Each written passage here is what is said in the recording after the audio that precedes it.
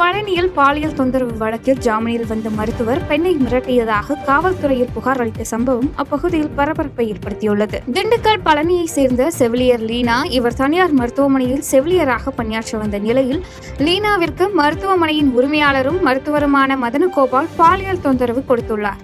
இதனை அடுத்து அவர் அனுப்பிய குறுஞ்செய்திகள் மற்றும் பேசிய ஆடியோக்களை வைத்து காவல்துறையினரிடம் புகார் அளித்தார். தொடர்ந்து பாதிக்கப்பட்டவர் அளித்த புகாரின் அடிப்படையில் மருத்துவர் மதனகோபால், அவரது மனைவி அமுதவள்ளி, உறவினர்கள் மோகன், சிவஞானம் ஆகிய 4 பேர் மீது வழக்கு பதிவு செய்து கைது செய்தனர். இதனையடுத்து ஜாமீனில் வெளிவந்த மருத்துவர் புகார் கொடுத்த தன்னை மிரட்டி அச்சுறுத்துவதால் மிகுந்த மனவேதனை அடைந்துள்ளதாகவும் தெரிவித்து தங்களுக்கு பாதுகாப்பு வேண்டி வலியுறுத்தி காவல் நிலையத்தில் மனு அளித்தார். எந்தவிதமான நடவடிக்கையும் இதுவரை எடுக்கப்படவில்லை.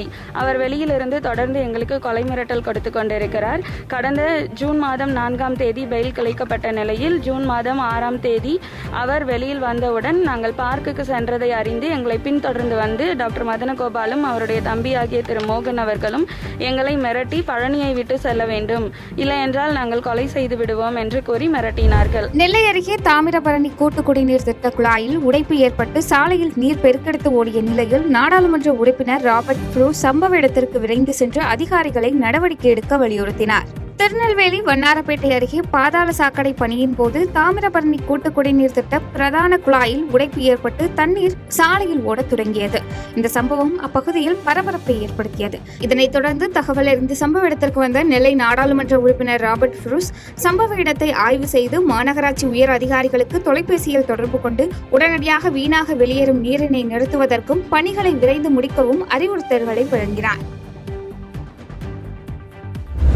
வந்தவாசி அருகே வீடு புகுந்து 60 லட்சம் மதிப்பிலான நகை வெள்ளி பொருட்கள் கொள்ளையடித்த சம்பவம் அப்பகுதியில் பரபரப்பை ஏற்படுத்தியது. திருவண்ணாமலை மாவட்டம் வந்தவாசி அருகே அப்பாவு என்பவர் சிகிச்சைக்காக சென்னையில் உள்ள தனது மகள் வீட்டுக்கு சென்றதாக கூறப்படுகிறது.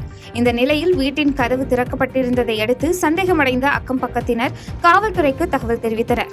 இதனைத் தொடர்ந்து தகவல் அறிந்த சம்பவ இடத்திற்கு வந்த காவல்துறையினர் மற்றும் அப்பாவு வீட்டின் கதவை உடைத்து பீரோவில் இருந்த 60 லட்சம் மதிப்பிலான 59 சவரன் நகைகள், 9,000 பணம் மற்றும் அரை கிலோ வெள்ளி கொள்ளையடித்ததை கண்டு அதிர்ச்சி அடைந்தனர்.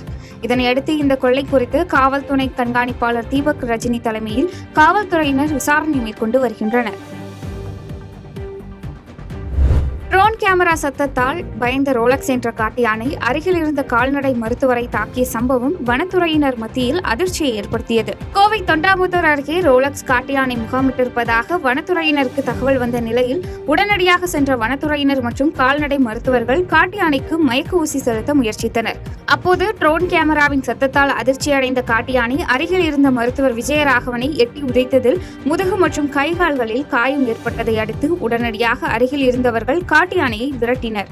தொடர்ந்து அவரை மீட்டு கோவை தனியார் மருத்துவமனையில் அனுமதித்தனர். திருநெல்வேலியில் ஆட்டோ திருட்டில் ஈடுபட்ட நபரை சக ஆட்டோ ஓட்டுநர்கள் உதவியுடன் போலீசார் கைது செய்தனர். திருநெல்வேலி வண்ணாரப்பேட்டை பரணி நகர் பகுதியைச் சேர்ந்த ஆட்டோ ஓட்டுநர் ராமசுப்பிரமணியம். இவர் நெல்லை சந்திப்பு ஸ்ரீபுரம் பகுதியில் ஆட்டோவை நிறுத்திவிட்டு பொருட்கள் வாங்கிக் கொண்டிருந்த போது மர்ம நபர் ஒருவர் ஆட்டோவை திருடி சென்றுள்ளார். இதனை கண்ட அக்கம் பக்கத்தினர் ராமசுப்பிரமணியிடம் தகவல் தெரிவிக்கவே அவர் சக ஆட்டோ ஓட்டுநர்களிடம் உதவி கேட்டதுடன் ஆட்டோவையும் பின்தொடர்ந்து சென்றுள்ளார். இந்நிலையில் வண்ணாரப்பேட்டை பகுதிக்கு வந்த ராமசுப்பிரமணியத்தின் திருடு போன ஆட்டோவை சக ஆட்டோ ஓட்டுநர்கள் மடக்கி பிடித்தனர். இதனைத் தொடர்ந்து சம்பவ இடத்திற்கு வந்த நெல்லை சந்திப்பு குற்றப்பிரிவு போலீசார் திருட்டு சம்பவத்தில் ஈடுபட்ட நபரிடம் விசாரணை மேற்கொண்டனர். அந்த விசாரணையில் திருட்டில் ஈடுபட்டது தூத்துக்குடி காமராஜர் நகரைச் சேர்ந்த அருண்குமார் என்பது தெரிய வந்ததை தொடர்ந்து அருண்குமாரை கைது செய்த போலீசார் விசாரணைக்காக காவல் நிலையம் அழைத்து சென்றனர்.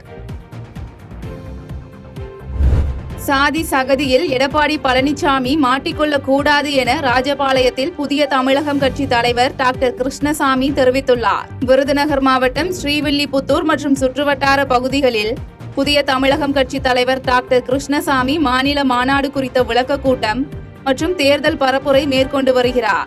இந்நிலையில் ராஜபாளையத்தில் செய்தியாளர்களை சந்தித்த டாக்டர் கிருஷ்ணசாமி இருக்கன்குடி கோயில் சொத்துக்கள் மூலம் கட்டப்படும் கட்டடங்களில் முறைகேடுகள் நடைபெறுவது குறித்து விசாரணை மேற்கொள்ள வலியுறுத்தி மாவட்ட ஆட்சியர் அலுவலகம் முன்பு ஆர்ப்பாட்டம் நடத்தப்போவதாக தெரிவித்தார். மேலும் ஜாதி சகதிக்குள் எடப்பாடி பழனிசாமி மாட்டிக்கொள்ளக் கூடாது என்றும் வாக்கு வங்கிக்காக ஒரு சமுதாயத்தை சேர்ந்த அறிவிப்புகள் வெளியிடுவது எதிர்விளைவுகளை உருவாக்கும் என்றும் டாக்டர் கிருஷ்ணசாமி தெரிவித்தார். தொடர்ந்து தேர்தல் நெருங்கும் வேளையில் அரசாங்கம் அனைவருக்கும் பொதுவான அரசாக இருக்க வேண்டும் என்றும் அரசியல்வாதிகள் நிதானத்துடன் கருத்துக்களை வெளியிட வேண்டும் என்று அறிவுறுத்தினார்.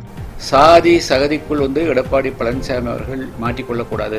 அது அவருக்கு நன்மை பயக்காது, அது எதிர்வினையாகுங்கிறத நான் சுட்டிக்காட்ட விரும்புகிறேன். சாத்தூர் அருகே வீட்டில் சட்டவிரோத பட்டாசு தயாரிப்பில் ஈடுபட்டவர் கைது செய்யப்பட்ட நிலையில் வீட்டில் பதுக்கி வைக்கப்பட்டிருந்த சரவெடி பட்டாசுகளை போலீசார் பறிமுதல் செய்தனர். விருதுநகர் மாவட்டத்தில் குடியிருப்புகளில் சட்டவிரோதமாக பட்டாசு தயாரிப்பு நடைபெறுவதை தடுக்கும் வகையில் காவல்துறை மற்றும் வருவாய்த்துறையினர் தொடர்ந்து ஆய்வில் ஈடுபட்டு வருகின்றனர். அந்த வகையில் சல்வார்பட்டி குடியிருப்பு பகுதிகளில் சட்டவிரோதமாக பட்டாசு தயாரிக்கப்படுகிறதா என போலீசார் ஆய்வு மேற்கொண்டனர். இந்த ஆய்வின் போது மகேஸ்வரன் என்பவரது வீட்டில் உச்சநீதிமன்றத்தால் தடை செய்யப்பட்ட சரவெடி பட்டாசுகள் தயாரிக்கப்பட்டது தெரியவந்தது. இதனையடுத்து மகேஸ்வரனை கைது செய்த போலீசார் சுமார் 50,000 ரூபாய் மதிப்பிலான சரவெடி பட்டாசுகளை பறிமுதல் செய்து நடவடிக்கை மேற்கொண்டனர். இதனைத் தொடர்ந்து தீபாவளி பண்டிகை நெருங்கும் நிலையில் சட்டவிரோத பட்டாசு தயாரிப்பு குறித்து ஆய்வு பணி தொடரும் என அதிகாரிகள் தெரிவித்துள்ளனர். ஓமலூர் அருகே காரில் 300 கிலோ புகையிலை கடத்திய 2 பேர் போலீசாரால் கைது செய்யப்பட்டு சேலம் சிறையில் அடைக்கப்பட்டனர். சேலம் மாவட்டம் புளியம்பட்டியில் மாவட்ட எஸ்பியின் தனிப்பிரிவு போலீசார் வாகன சோதனையில் ஈடுபட்டிருந்தனர். அப்போது கர்நாடக பதிவு எண் கொண்ட கார் வாகன சோதனைக்கு ஒத்துழைக்காமல் நிற்காமல் சென்றுள்ளது. அந்த காரை விரட்டி பிடித்து சோதனை நடத்திய போலீசார் காரில் 19 மூட்டைகளில் இருந்த 300 கிலோ புகையிலை போதை வஸ்துக்களை காருடன் பறிமுதல் செய்தனர். இதனைத் தொடர்ந்து நடைபெற்ற விசாரணையில் இந்த கடத்தலில் ஈடுபட்டது பெங்களூரு ஆனைக்கால் பகுதியைச் சேர்ந்த முனியப்பா மற்றும் ஆனந்த் என்பது தெரியவந்ததை தொடர்ந்து 2 பேரும் கைது செய்யப்பட்டு ஓமலூர் போலீசாரிடம் ஒப்படைக்கப்பட்ட நிலையில் குற்றவாளிகள் 2 பேரும் ஓமலூர் நீதிமன்றத்தில் ஆஜர்படுத்தப்பட்டு சேலம் சிறையில் அடைக்கப்பட்டனர். போக்சோ பற்றிய விழிப்புணர்வு அரசு மற்றும் தனியார் பள்ளிகளுக்கு வழங்கப்பட்டு வருவதாக அமைச்சர் அன்பில் மகேஷ் தெரிவித்தார். திருப்பத்தூர் மாவட்டம் ஆம்பூர் அருகே அரசு மேல்நிலைப் பள்ளியில் அமைந்துள்ள மாற்றுத்திறனாளி குழந்தைகளுக்கான சிறப்பு கல்வி மையத்தில் பள்ளி கல்வித்துறை அமைச்சர் அன்பில் மகேஷ் திடீர் ஆய்வு மேற்கொண்டார். தொடர்ந்து தலைமை ஆசிரியர்களுக்கான ஆய்வுக் கூட்டம் மாவட்ட ஆட்சியர் அலுவலகத்தில் நடைபெற்றது. இதனையடுத்து செய்தியாளர்களை சந்தித்து பேசிய அவர் பின்தங்கிய பகுதிகளை தேர்வு செய்து அந்த பகுதி தலைமை ஆசிரியர்களுக்கு ஆலோசனைகள் வழங்கப்பட்டது எனவும் தெரிவித்தார். போக்சோ பற்றி விழிப்புணர்வு அரசு மற்றும் தனியார் பள்ளிகளுக்கு வழங்கப்பட்டு வருவதாகவும் தெரிவித்தார். மேலும் போக்சோ வழக்கில் கைது செய்யும் குற்றவாளிகள் மீது கடுமையான நடவடிக்கை எடுக்கப்படும் எனவும் எச்சரித்தார். ஒரு இஷ்யூ ஒன்று வருது அப்படின்னா இப்போ அவங்க சொல்ற மாதிரி ஒரு போக்சோ சார்ந்த ஒரு இஷ்யூ வந்து உடனடியாக அங்கே இருக்கின்ற நம்முடைய அலுவலர்கள் மூலமாக அந்தந்த மாவட்டத்தை சார்ந்திருக்கிற டிசிபிஓக்கு அது அனுப்பப்படுகின்றது. அந்த டிசிபிஓ சார்ந்து அது அவங்களுடைய அந்த பள்ளிக்கூடத்துக்கு அவங்க நேரடியாக போகிறார்கள். காவல்துறை சார்ந்திருக்கின்றவர்கள் யூனிஃபார்மில் போகக்கூடாது, கலர் ட்ரெஸ்ஸில் தான் போய் அவங்க அதை விசாரிக்கணும். பல்வேறு விதமான வழிமுறைகள் கடைபிடித்து உண்மைத்தன்மை இருக்கின்ற பட்சத்தில் கண்டிப்பாக அது யாராக இருந்தாலும் சரி இது போன்ற குற்ற செயலில் ஈடுபடும் பொழுது நாங்கள் அதுக்கான தண்டனை பெற்று தருகிறோம். பெரம்பலூரில் அரசு பேருந்தில் பயணம் செய்த மாணவர்களுக்கும் போக்குவரத்து ஊழியருக்கும் இடையே ஏற்பட்ட மோதல் அப்பகுதியில் பரபரப்பை ஏற்படுத்தியது. பெரம்பலூரில் அரசு பேருந்தில் படியில் தொங்கியபடி மாணவர்கள் பயணம் செய்ததாக கூறப்படுகிறது. போது அதே பேருந்தில் பயணித்த ரமேஷ் என்ற பணிமனை பரிசோதகர் படியில் பயணம் செய்த மாணவர்களை மேலே ஏறி வர கூறியதாகவும் அதனை மாணவர்கள் ஏற்க மறுத்ததாக கூறப்படுகிறது. தொடர்ந்து வாக்குவாதம் மோதலாக மாறிய நிலையில் பேருந்து நடத்துனர் பேருந்தை காவல் நிலையத்திற்கு கொண்டு செல்ல கூறியதை தொடர்ந்து ஓட்டுநர் பேருந்தை பெரம்பலூர் நகர காவல் நிலையத்திற்கு கொண்டு சென்று நிறுத்தினார். இதனையடுத்து இருதரப்பினர் மீதும் தவறு இருந்ததாலும் மாணவர்களின் நலன் கருதி போலீசார் ரமேஷையும் மாணவர்களின் பெற்றோர்களை வரவழைத்து சமரசம் செய்து அனுப்பி வைத்தனர். தாராபுரத்தில் முற்போக்கு எழுத்தாளர்கள் சங்கத்தின் சார்பில் புத்தக திருவிழாவை அமைச்சர்கள் தொடங்கி வைத்தனர். திருப்பூர் மாவட்டம் தாராபுரத்தில் முற்போக்கு எழுத்தாளர்கள் சங்கத்தின் சார்பில் அரிமா அரங்கில் புத்தக திருவிழா துவங்கியது. இந்த திருவிழாவை தமிழ் வளர்ச்சி மற்றும் செய்தித்துறை அமைச்சர் மு.பி. சாமிநாதன் மற்றும் மனிதவள மேலாண்மை துறை அமைச்சர் என். கைல்வெளி செல்வராஜ் ஆகியோர் பங்கேற்று திறந்து வைத்தனர். மேலும் இந்த கண்காட்சியில் தலைவர்களின் வாழ்க்கை வரலாறு, அறிவியல், கல்வி உள்ளிட்ட பல்வேறு துறைகளில் ஆயிரக்கணக்கான தலைப்புகளின் நூல்கள் விற்பனைக்கு வைக்கப்பட்டுள்ளது குறிப்பிடத்தக்கது.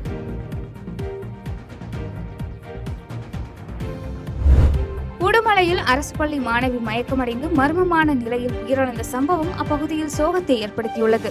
திருப்பூர் மாவட்டம் உடுமலை அருகே புவனேஸ்வரி என்ற பழங்குடியின மாணவி அரசு சமூக நீதி விடுதியில் தங்கி பள்ளி படிப்பை பயின்று வந்துள்ளார். இந்த நிலையில் மதிய உணவு அருந்துவதற்காக விடுதிக்கு வந்து சென்றதை அடுத்து பள்ளி வகுப்பறையில் சிறிது நேரத்தில் மயக்கமடைந்துள்ளார். அவரை உடனடியாக மீட்டு உடுமலை அரசு மருத்துவமனைக்கு சிகிச்சைக்காக கொண்டு சென்ற நிலையில் அவர் ஏற்கனவே உயிரிழந்தது தெரியவந்துள்ளது.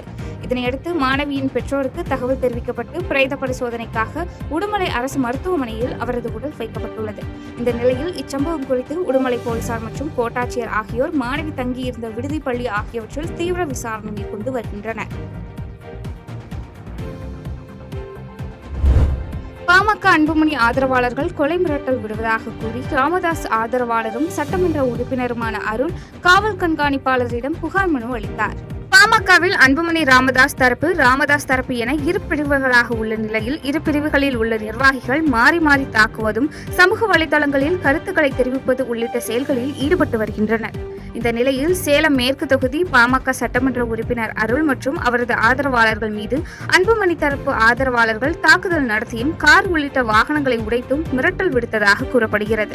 தொடர்ந்து மேற்கு தொகுதி பாமக சட்டமன்ற உறுப்பினர் அருள் தலைமையிலான நிர்வாகிகள் கொலை மிரட்டல் விடும் நபர்கள் மீது நடவடிக்கை எடுக்க வேண்டும் என்று சமூக வலைதளங்களில் தங்களை பற்றி அவதூறு பரப்பி வருவோர் மீதும் நடவடிக்கை எடுக்க வலியுறுத்தி காவல் கண்காணிப்பாளரிடம் மனு வழங்கினர். 28/5/2025 தலைவர் பதவி அன்புமணி அண்ணனுக்கு முடிவு விட்டுருக்கு. 30/5/2025 அன்று முதல் பாட்டாளி மக்களோட தலைவர் மருத்துவர் ஐயா அவர்கள். ஆகவே முகவரியை மாறி அங்க கடிதம் போயிருக்க தவிர பாட்டாளி மக்கள் கட்சியுடைய மாமூலம் சொன்னம் பாட்டாளி மக்கள் கட்சியுடைய தலைவராக இருக்கிற மருத்துவர் ஐயா அவர்களுக்கு தான் ஏஃபார்ம் பிஃபார்ம்ல அவர் தான் கையெழுத்து போடுறார். செய்திகளை உடனுக்குடன் தெரிந்து கொள்ள கீழ்கண்ட கேபிள் மற்றும் டிடிஹெச் நெட்வொர்க்குகளில் எம்நாடு செய்தி தொலைக்காட்சியை காணுங்கள். பாதகம் செய்பவரை கண்டால் நாம் பயம் கொள்ளலாகாது பாப்பா. மோதி மிதித்து விடு பாப்பா, அவர் முகத்தில் உமிழ்ந்து விடு பாப்பா.